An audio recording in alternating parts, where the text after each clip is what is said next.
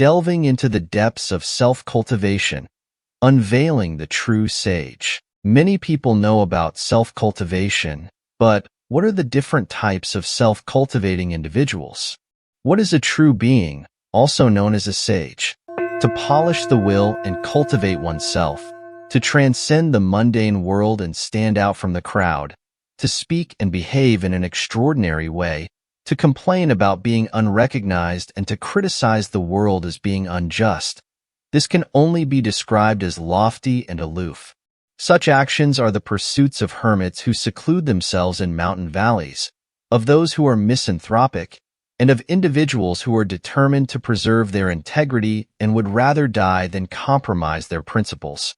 To extol benevolence, righteousness, loyalty, trustworthiness, respect, frugality, deference, and humility. This can only be described as emphasizing self-cultivation. Such actions are the pursuits of those who wish to pacify and govern the world, of those who teach and educate others, and of those who travel from state to state and then retire to give lectures. To glorify great achievements, establish a grand reputation, use rituals to distinguish between rulers and subjects, and thereby uphold and maintain the proper order of society. This can only be described as throwing oneself into governing the world. Such actions are the pursuits of those who hold positions in the court, who revere their sovereign and strengthen their state, and of those who are devoted to establishing accomplishments and expanding their territory. To retreat to forests and lakes, to enjoy leisure and freedom, to while away the time by fishing. This can only be described as carefree and unfettered. Such actions are the pursuits of those who wander the rivers and lakes, of those who shun the world, and of those who have nothing to do. To exhale and inhale, to expel impure air and inhale fresh air, to stretch and climb like a black bear, to spread one's wings and fly like a bird. This can only be described as being good at prolonging life. Such actions are the pursuits of those who exercise their muscles and blood, who are adept at maintaining health, and of those who, like Peng Zhu, live long lives. Peng Zhu is a legendary figure in Chinese mythology known for his extraordinary longevity and wisdom, often revered as a symbol of longevity and health. If one does not need to polish one's will but is naturally noble, does not need to advocate benevolence and righteousness but naturally cultivates oneself, does not need to pursue fame but naturally governs the world well, does not need to retreat to the countryside but is naturally carefree, and does not need to exercise one's muscles and blood but naturally lives a long life, then there is nothing external that is forgotten, and yet there is nothing that does not reside within oneself. One is serene and indifferent, and yet one's mind never dwells on any one thing, and all the beautiful things in the world gather around one. This is the eternal way of heaven and earth. This is the supreme virtue of the sage. Therefore, it is said that tranquility, stillness, emptiness, and non-action are the principles by which heaven and earth maintain their equilibrium, and they are also the highest realm of moral cultivation. Therefore, it is said that the sage always abides in this realm, and abiding in this realm is smooth and easy. When one is calm and tranquil, then worries cannot enter one's heart, and malevolent influences cannot invade one's body, and thus one's virtue is complete and one's inner world suffers no loss. Therefore, it is said that the sage is born into the world and follows nature, and when they die, they change just like all things. When they are still, they are as silent as the yin force, and when they move, they harmonize with the yang force. They do not take the lead in happiness, and they are not the origin of misfortune.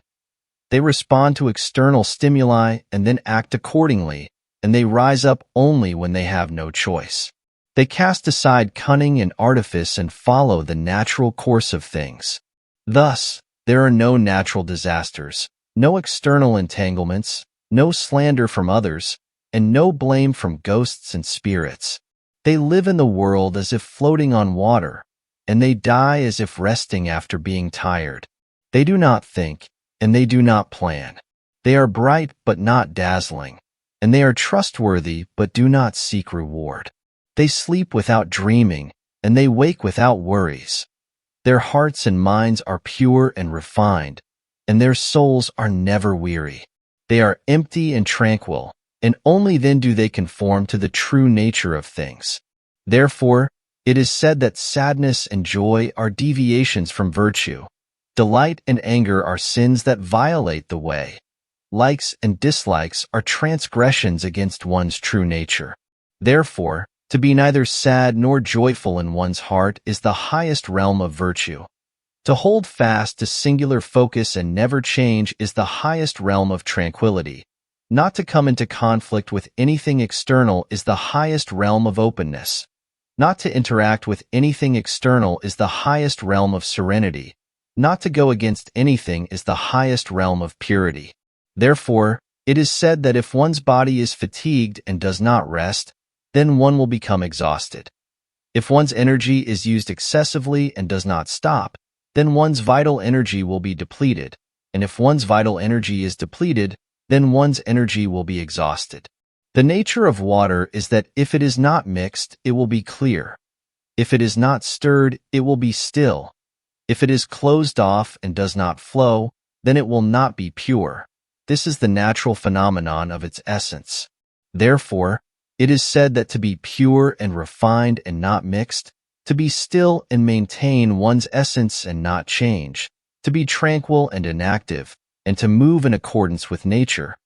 This is the way to nurture the spirit.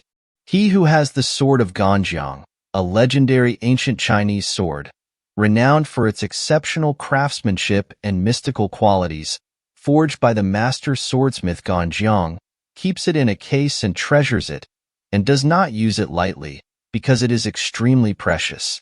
His spirit is highly open and reaches everywhere.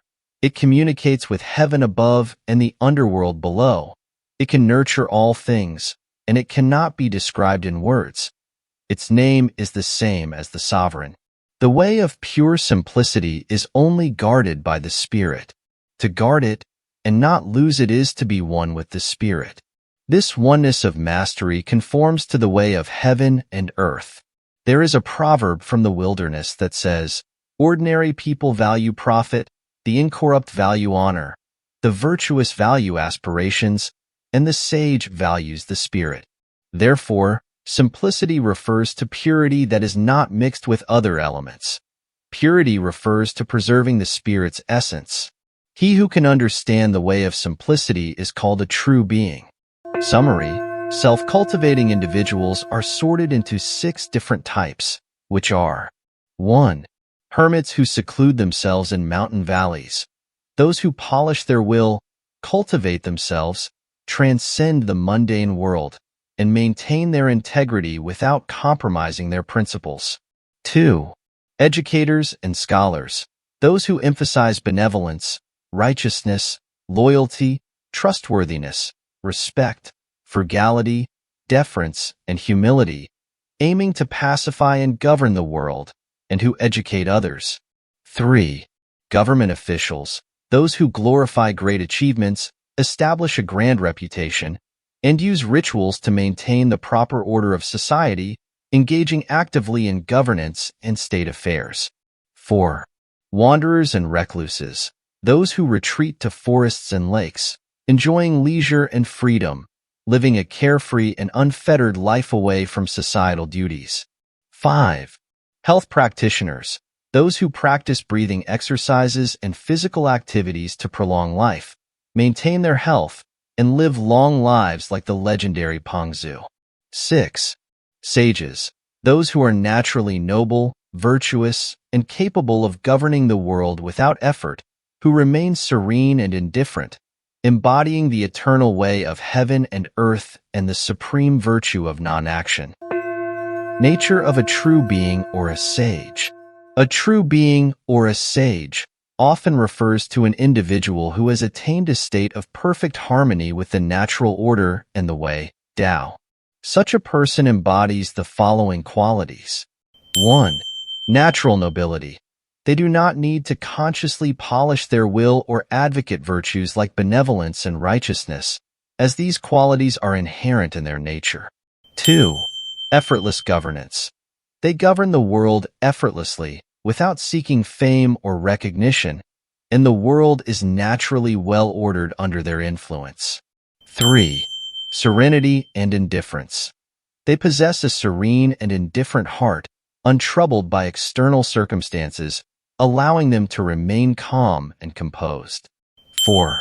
Non-action. They practice the principle of non-action, aligning themselves with the natural flow of life, and their actions arise spontaneously and appropriately in response to external stimuli. 5. Inner purity. Their minds are pure and undisturbed, free from the distractions of joy and sorrow, likes and dislikes, and they maintain a state of tranquility and emptiness. 6. Longevity and health. They naturally maintain their health and prolong their life without the need for specific exercises or interventions. In essence, a true being or a sage is one who has transcended the ordinary concerns of life, achieving a state of spiritual and moral perfection, and lives in complete harmony with the Tao.